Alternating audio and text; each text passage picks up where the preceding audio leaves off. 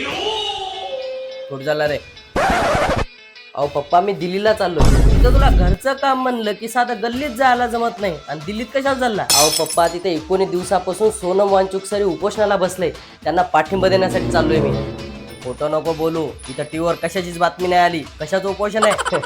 न्यूजवाले हे नाहीत दाखवणार तुम्हाला.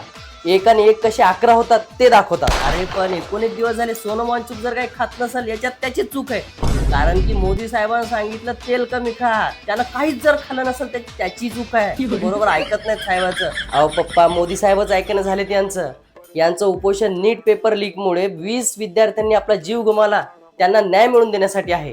आणि त्यासाठीच ते शिक्षण मंत्र्याचा राजीनामा मागत आहेत, जेणेकरून इथून पुढे ह्या घटना होणार नाहीत. आणि त्यासाठीच आम्ही त्यांना पाठिंबा देण्यासाठी 20 जुलैला संसद भवनला जात आहे. असेल तर नक्कीच जातो. पण सोनम वांचूक सरांना सांग, या मेलेल्या देशासाठी एखादा माणूस मेला तरी त्यांचे डोळे नाहीत उघडणार. नाही पप्पा, यावेळेस सगळ्यांचे डोळे उघडलेत आणि न्यायाचे दरवाजे नक्की उघडणार.